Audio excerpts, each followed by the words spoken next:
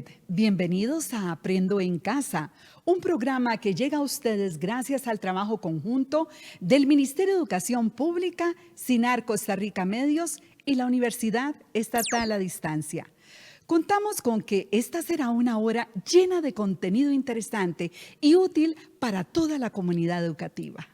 La profesora Argel Monge nos explica cómo se llega a razonamientos lógicos.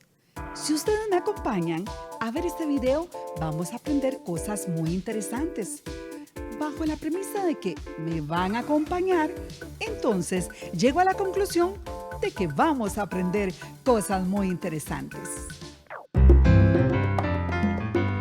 Buenas, soy la profesora Argel. Hoy repasaremos el tema del razonamiento, aprovechando que los estudiantes están ensayando fragmentos de una obra de teatro que presentarán en el Festival Estudiantil de las Artes. Recordemos que el razonamiento se presenta en un texto lingüístico cuando se presupone que uno de sus enunciados es una consecuencia lógica, conclusión de los otros enunciados, premisas de la misma expresión. No, hombre, a mí no me gustó. A mí sí. No, está muy difícil, par. ¿Sí? Hola, Anderson. Hola. Luis, ¿ya ves una nueva película que salió en el periódico?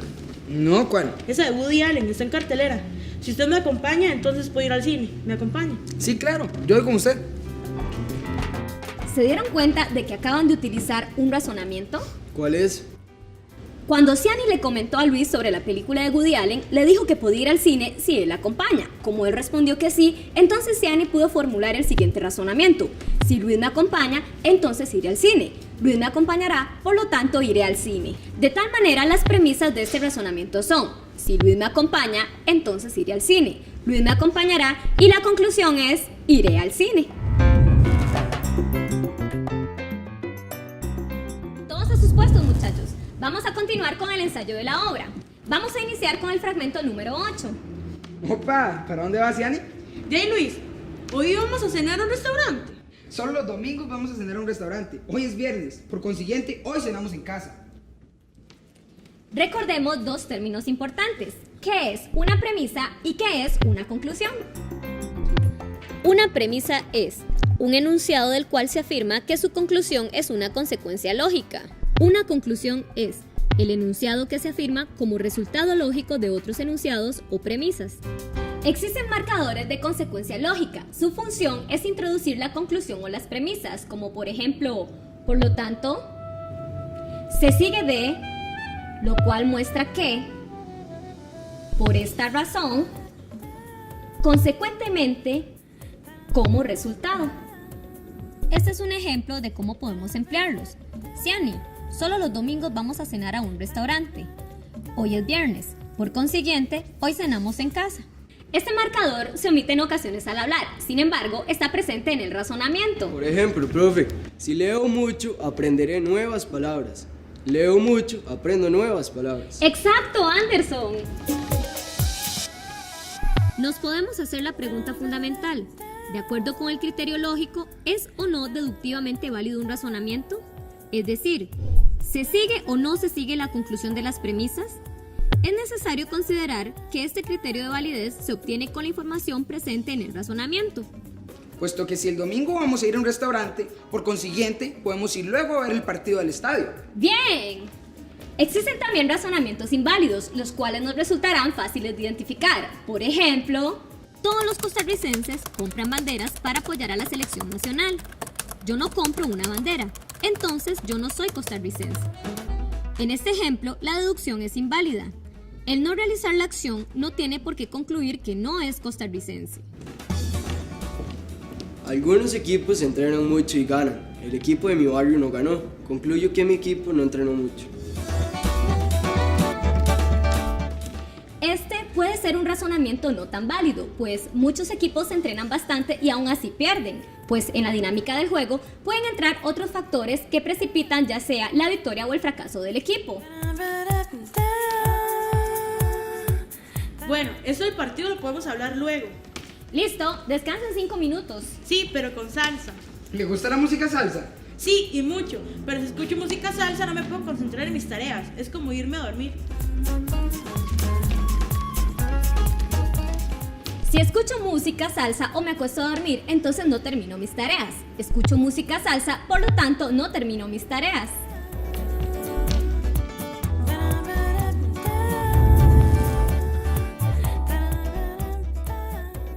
Cuénteme, ¿qué ha pasado con su primo, Rodrigo? Ah, mi primo Rodrigo. Él sigue en el colegio. Él dice que estudia, pero difícilmente obtendrá un 100.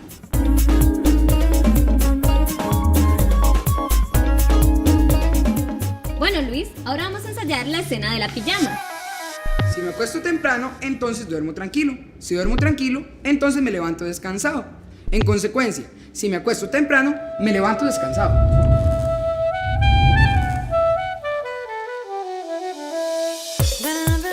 Muy bien, ahora tenemos dos posibilidades. O ensayamos la escena 15 o repasamos los textos leídos. ¿Ensayamos la escena 15 o repasamos los textos leídos?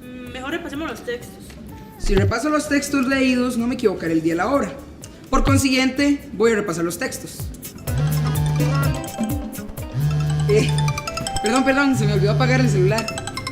Si logra encontrar el celular, lo apaga y no interrumpirá más el ensayo. Ya lo encontré. Chicos, recuerden apagar los celulares cada vez que entramos a ensayo.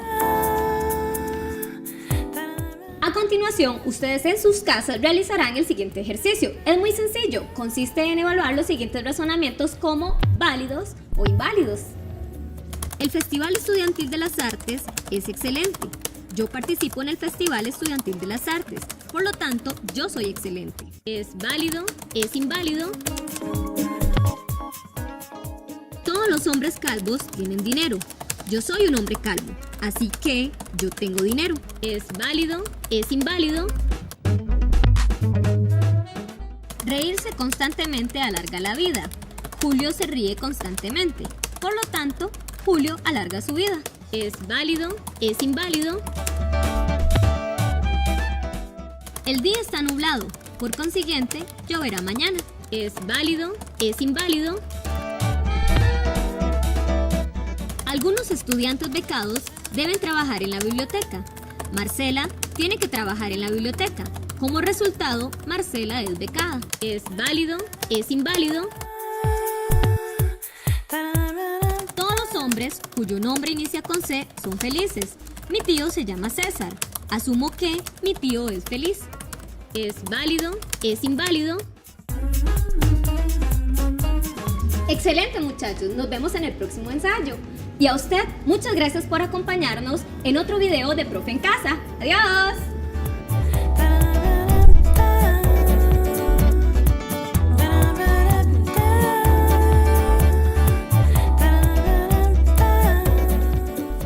Desde Pavas nos llega esta canción de ritmo urbano. Los jóvenes del Colegio Técnico Profesional de Pavas nos presentan Amor sin Violencia, una poderosa canción que refleja las situaciones que viven a diario.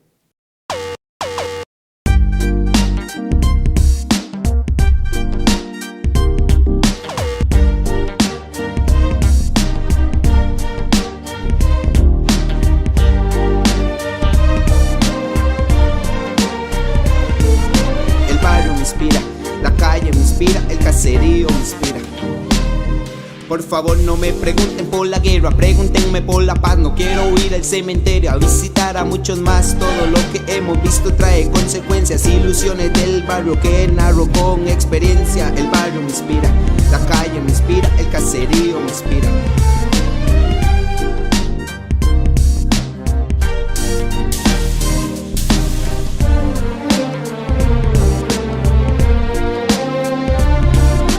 Este sentimiento que traigo te calma la ira, cambiando lo violento por talento con clase. No me rendiré, pase lo que pase. Con el rap traigo mensajes que contarte, representando a un barrio donde la paz va acabando, y en la calle y en la casa la violencia incrementando. Como lo digo en mis versos, esta música es para todos, hombres y mujeres, sin señalamientos. Somos distintos por fuera pero adentro iguales, y seguimos siendo hermanos de distintas madres. La paz tiene un comienzo y se llama tolerancia y respeto.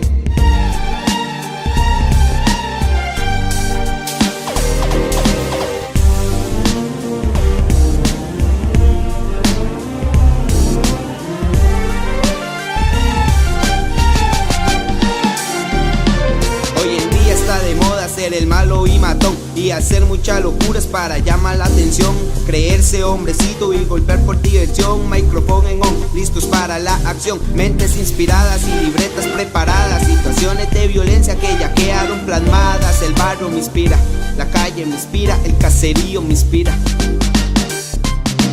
Unos culpan al gobierno, otros culpan a la vida, lo que pasa en la calle y en la casa día a día. No solo con los compas, sino con gente querida, familias y parejas, con hambre de alegría. La violencia es la culpable, dime si no lo sabías. ¿Qué sucede? Que sin pensar dos veces se recurre a la violencia. Se recurre a la violencia.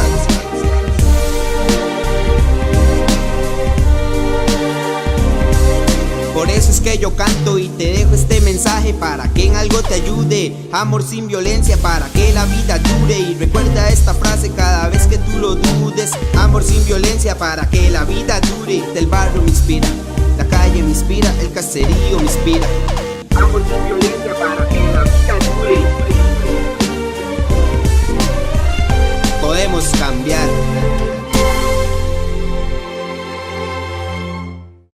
Si les hablo de seno, coseno y tangente, ¿saben de lo que les estoy hablando?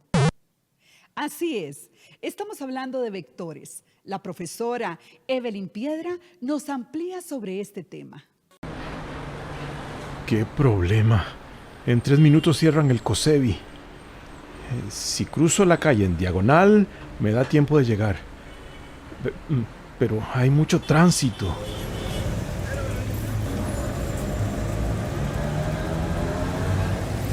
¿Qué va? No me la juego, no.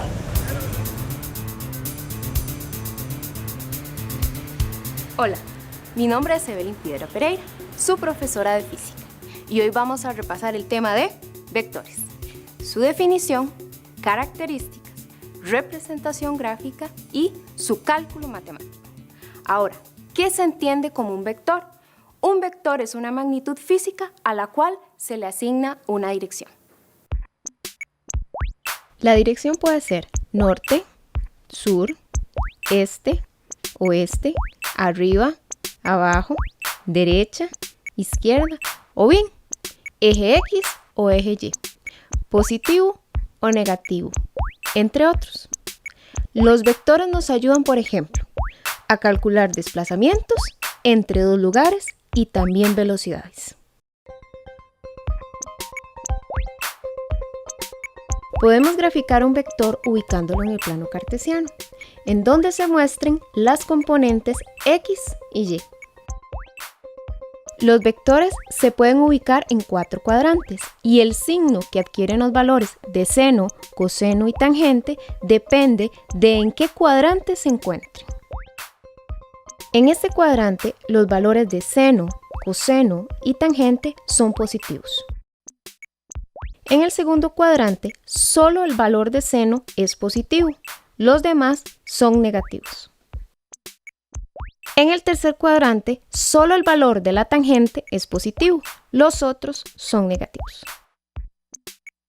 En el último cuadrante, solo el valor de coseno es positivo, los valores del seno y de la tangente son negativos.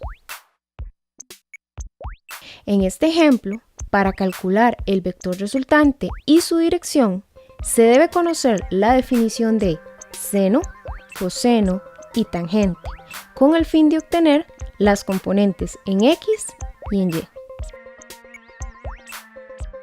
Obtenemos la componente Y utilizando esta expresión. Y para obtener la componente X, despejamos esta otra expresión. Una vez que tenemos las expresiones para calcular las componentes en X y en Y, realizamos la sumatoria de ellas por medio de las siguientes fórmulas.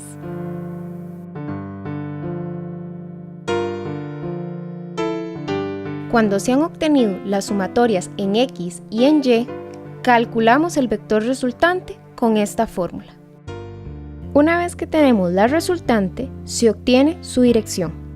Para ello, debemos determinar la tangente inversa o arcotangente de la división entre la sumatoria de Y y la sumatoria de X. Ahora veamos cómo se aplica lo que acabamos de repasar. El cohete espacial Chumi tiene 2 motores. Uno lo impulsa hacia el norte con una magnitud de 725 Newton norte. Y el otro motor inicia su reacción 7 segundos después de su lanzamiento y produce un empuje de 513 Newton que lo desvía 32,4 grados del este hacia el norte. Calculemos la magnitud y la dirección de la fuerza resultante que estos motores ejercen sobre el cohete. Iniciemos calculando las componentes en X y en Y de dichas fuerzas. Observemos que la fuerza F1 se encuentra directamente sobre la dirección norte, por lo que el valor que va a tener el ángulo para esta fuerza corresponde a 90 grados. Por otro lado, la dirección de la fuerza F2 tiene un ángulo con un valor de 32,4 grados sobre el eje X. Ahora calculamos las componentes de cada fuerza, tanto en X como en Y, usando estas fórmulas. La fuerza F1X es igual a 725 Newton por el coseno de 90 grados, el cual es 0. Por lo tanto, F1X es igual a 0 Newton. La fuerza F2X es igual a 513 Newton por el coseno de 32,4 grados, que equivale a 0,844. Entonces, su producto es de 433 Newton. La fuerza F1Y es igual a 725 Newton por el seno de 90 grados, que es 1, siendo su resultado 725 Newton. La fuerza F2Y es igual a 513 Newton por el seno de 32,4 grados, que es 0,535. Entonces el resultado es 275 Newton. Una vez que calculamos las componentes de las fuerzas en X y en Y, realizamos las sumatorias.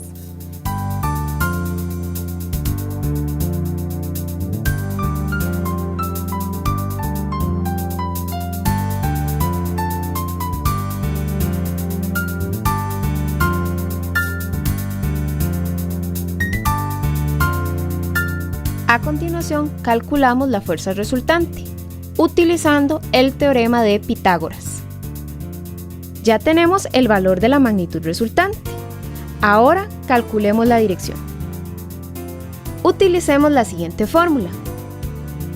Y al resultado de esta operación se le aplica el arco tangente, o sea, el inverso de la tangente. Ahora sí, ya tenemos nuestra respuesta final. La magnitud de la fuerza resultante que estos motores ejercen sobre el cohete es de 1433 Newton y su dirección es de 66,58 grados al norte del este o 23,42 grados al este del norte.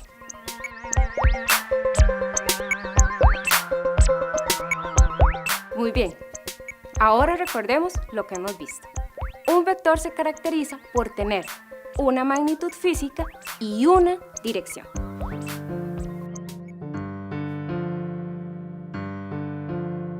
Además, repasamos cómo obtener sus componentes en X y en Y.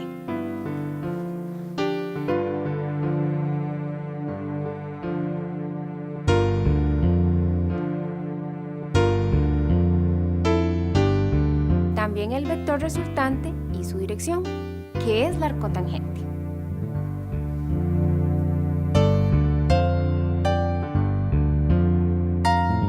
Hicimos ejemplos de representación gráfica de vectores en planos cartesianos y su cálculo matemático.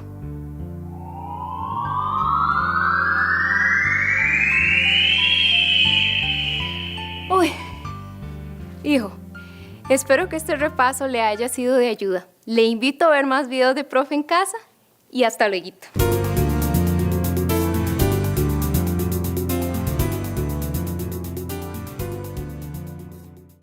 están viendo? ¿Están sintonizándonos por la pantalla de Canal 13 o nos siguen por nuestro canal de YouTube? De cualquier forma, esto no sería posible si no estuviéramos conectados a una forma de energía. La profesora Roma Mata nos habla de este tema, sus tipos y sus usos. Hola, profe. Estamos repasando la materia. ¿Verdad que la energía es la capacidad de producir trabajo? Bueno, yo entiendo que es una propiedad asociada a los objetos y sustancias y se manifiesta en las transformaciones. Hola. Eso mejor se los explico en una videoconferencia. Yo también me uno a la videoconferencia. La energía es una propiedad intrínseca de la materia que se manifiesta de diferentes maneras en los procesos dinámicos. Todos hemos oído hablar de ella porque es indispensable para la vida. Por ejemplo, la ocupamos para encender un bombillo, para calentar agua, en una máquina térmica para producir movimiento o en actividades como correr. La energía se manifiesta en cambios físicos y químicos, por ejemplo, al elevar o transportar un objeto. A ver, ¿quién me da un ejemplo de cambio físico donde se manifiesta la energía? La energía también se manifiesta al deformar un objeto, como esta botella. Y también al meter el pan al horno. ¿Han visto cómo crece y se dora? Bueno, ahora noten las principales características de la energía. Es una propiedad inherente a la materia, está asociada al movimiento de las partículas, es de carácter escalar, se mide en el sistema internacional en joules. Ahora hagamos una lista de los tipos de energía que ustedes conocen de la vida cotidiana. La eólica, como la que se genera en el proyecto de Tilarán de Guanacaste, como consecuencia del movimiento del viento. La que se genera a partir de la caída del agua se llama energía hidroeléctrica, como en el caso de la represa de Cachi en Cartago.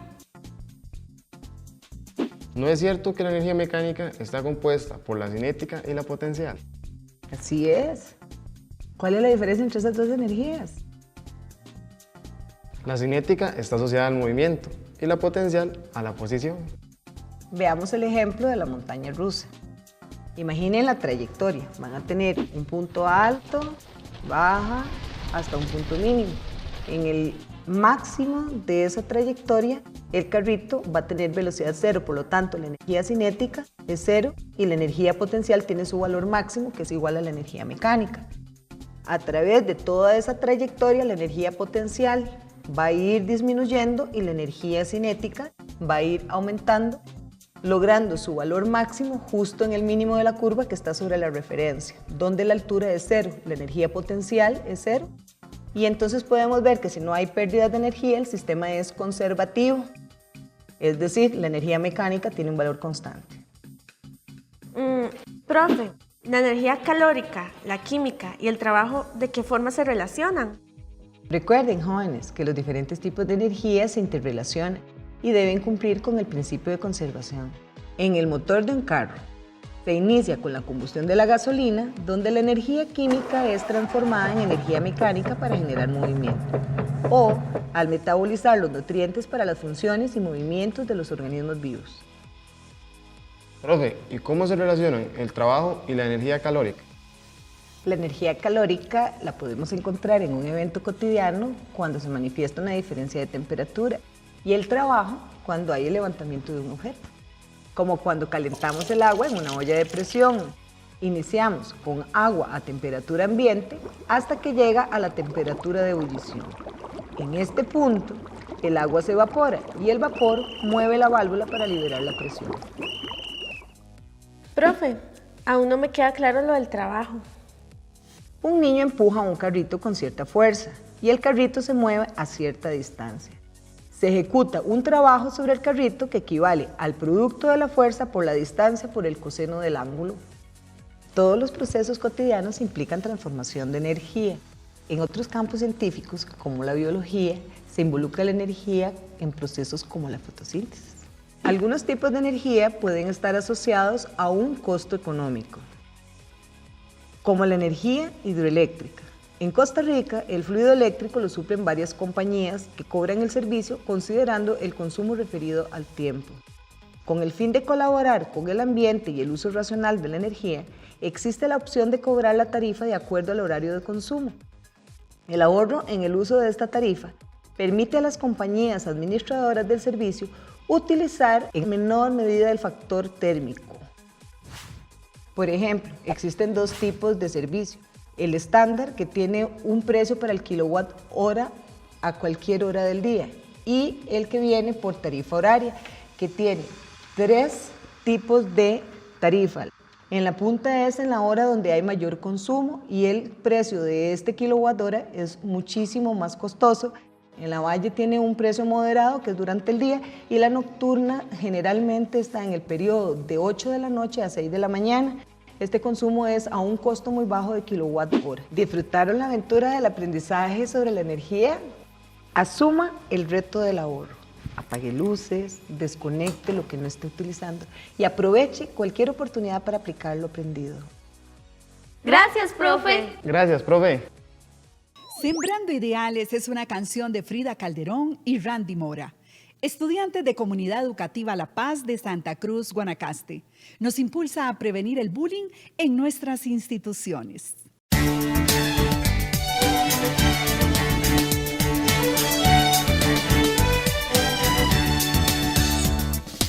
Ánimo amigos, que un día empieza, que la mente suprima que ya violencia,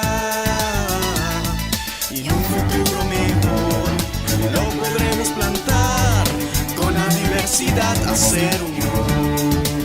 Sembremos juntos un ideal y cosechemos nuestra amistad, viviendo juntos en sociedad, sin hacer bullying a los demás.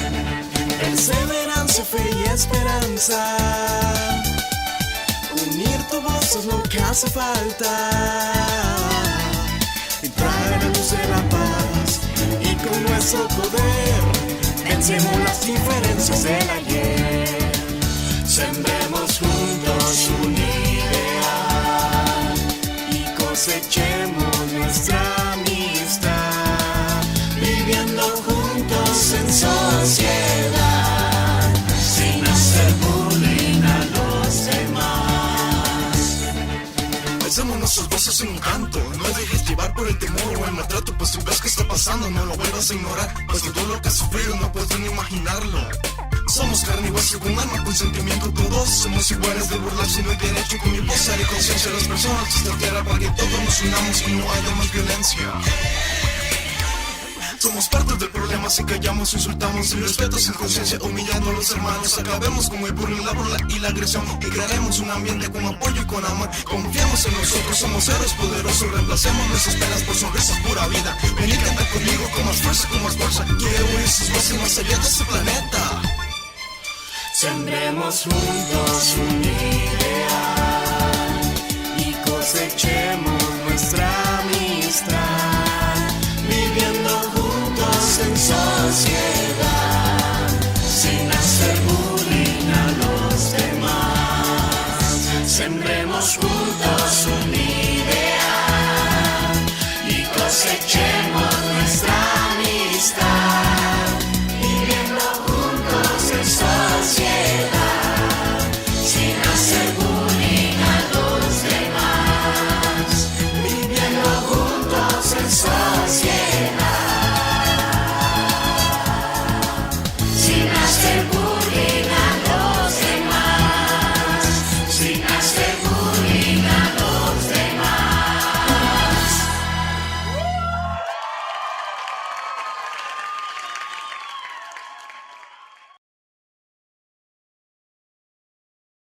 ¿Cómo preferís que te hable?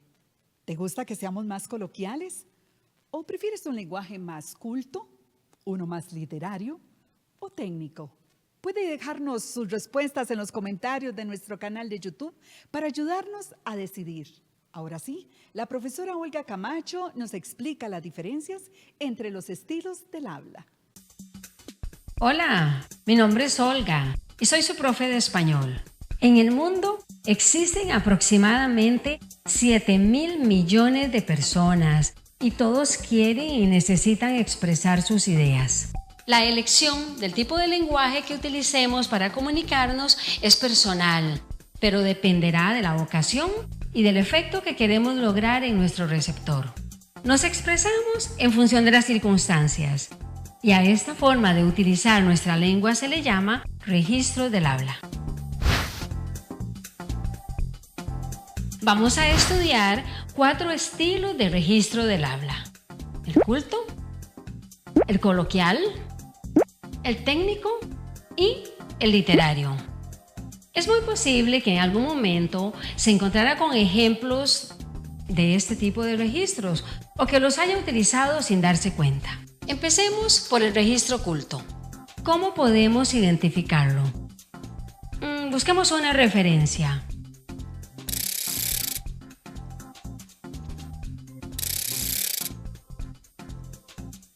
El Quijote, por ejemplo.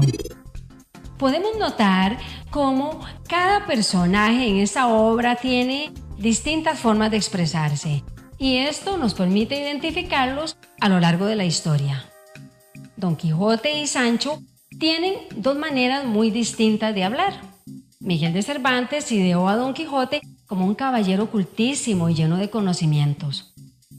Veamos la forma en que se expresa este personaje. Teneos, señores, que no es venganza de los agravios que el amor nos hace, y advertid que el amor y la guerra son una misma cosa. Y así como en la guerra es lícito usar de ardides y estratagemas para vencer al enemigo, en las contiendas, y sigue el texto. El registro culto utiliza palabras y oraciones complejas. El vocabulario es amplio, formal, directo, lo cual es reflejo de la cultura y el conocimiento de este personaje. Es difícil imaginar al hidalgo Don Quijote hablando con una jerga popular. Y es que, por el contrario, el registro culto se preocupa de utilizar los términos correctos y de pronunciar a la perfección. Como no es un estilo popular para comunicarse, cuesta comprenderlo. Y recomiendo que en casos de dudas recurran a un diccionario. Por el contrario, el registro coloquial nos permite expresarnos con más libertad. Al ser espontáneo y natural, suele presentar imperfecciones, pero es sin duda colorido y lleno de expresividad. Historias de Tatamundo, del autor costarricense Fabián Dobles, imita el lenguaje cotidiano de las personas para crear una conexión con el receptor. Leamos este fragmento. Estábamos unos cuantos pereceando, ya tarde en el corredor de una pulpería, cuando llegó Tatamundo. Ya cómodo y bien sentado sobre un costal de cubaces, comenzó a picarle la punta de la lengua. El registro coloquial es sencillo, con oraciones cortas que tienden a la síntesis. Por eso lo elegimos para comunicarnos en situaciones cotidianas, pero no podemos expresarnos en un ambiente formal de esta manera. Por ejemplo, cada profesión tiene un lenguaje propio que la caracteriza. Un médico no se expresa como lo hace un abogado, y un artista no explica su arte utilizando los términos de un ingeniero. El uso del registro técnico lo podemos encontrar tanto en textos literarios como no literarios, documentales, revistas, blogs, entre otros. Se emplea para comunicar una situación determinada de un campo laboral en específico. El contenido y la forma de este tipo de lenguaje es completamente objetivo. Veamos las características de este texto. Una tarjeta SIM es una tarjeta inteligente, desmontable, usada en teléfonos móviles y módems HSDPA que se conectan al puerto USB. ¿Qué podemos notar? Su vocabulario es técnico, explicativo, objetivo, preciso. Nuestro grado de comprensión depende de cuánto sabemos del tema y el mensaje no está dirigido a un público general. Pueden imaginar a un doctor explicando un diagnóstico de la siguiente manera. Cual tormenta en el desierto, la leucocitosis del paciente lo ha atacado súbitamente. Hay ingrato estrés, causa de granulocitosis con neutrofilia severa. Por supuesto que no. Este estilo de lenguaje lo reservamos únicamente para los escritores que buscan crear sentimientos mediante las palabras. Este tipo de registro se conoce como lenguaje literario y normalmente utiliza figuras literarias como símiles, hipérboles, metáforas, repeticiones, entre otras. Todo con el fin de despertar los sentimientos del lector. Por ejemplo, en el libro Crónica de una muerte anunciada, el escritor colombiano Gabriel García Márquez utiliza las figuras literarias para describir una situación fatídica de la vida real de manera poética. Leamos. Lo dejó clavado en la pared con su dardo certero como a una mariposa sin albedrío, cuya sentencia estaba escrita para siempre. ¿Qué significado tienen las figuras literarias en el texto? El dardo certero, por ejemplo, puede ser el cuchillo que mató a Santiago Nazar, y la mariposa es este hombre completamente ingenuo de su suerte. Es muy fácil identificar los diferentes registros del lenguaje cuando sabemos las características que los identifican. Repasemos la materia. Estudiamos 4 estilos o registros del habla: el culto, el coloquial, el técnico y el literario. El lenguaje culto utiliza un vocabulario extenso, complejo y preciso. El contenido es tan importante como la forma. Respeta las leyes gramaticales y su pronunciación es perfecta. Utiliza cultismos y es el nivel más elevado del uso de la lengua. Pueden encontrar ejemplos del uso de este lenguaje en algunos de los personajes de libros como Don Quijote o en El ahorcado de Ricardo Fernández Guardia. El lenguaje coloquial es el que utilizamos de manera cotidiana. Es sencillo, breve, puede indicar nuestra condición social y educación. Es espontáneo, colorido, natural e imperfecto. Los escritores Fabián Dobles, Aquileo Echeverría, Alfonso Chase, Joaquín Gutiérrez dan picardía a sus personajes utilizando este tipo de registro. El registro técnico es objetivo, preciso, utiliza vocabulario especializado y no admite la comprensión de un público general. Se utiliza para comunicar situaciones específicas de un campo laboral determinado. Pueden buscar más ejemplos en revistas científicas. El lenguaje literario es usado por los escritores para crear emociones en el lector mediante el uso de las figuras literarias. Ellas nos ayudarán a identificar el estilo literario de un texto.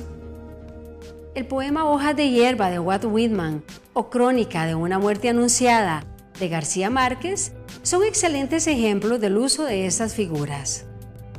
Si desea más ejemplos y prácticas, puede visitar el portal del MEP en la sección Educatico. Recuerde que la práctica hace al maestro y que somos arquitectos de nuestro propio destino. Le deseo muchos éxitos para el futuro. Hasta luego. Esperamos que hayan disfrutado de este espacio. Mañana tendremos un programa muy interesante. Hablaremos de 2 cosas diferentes, pero que son muy importantes para los costarricenses: medio ambiente y democracia. Nos vemos en Aprendo en Casa.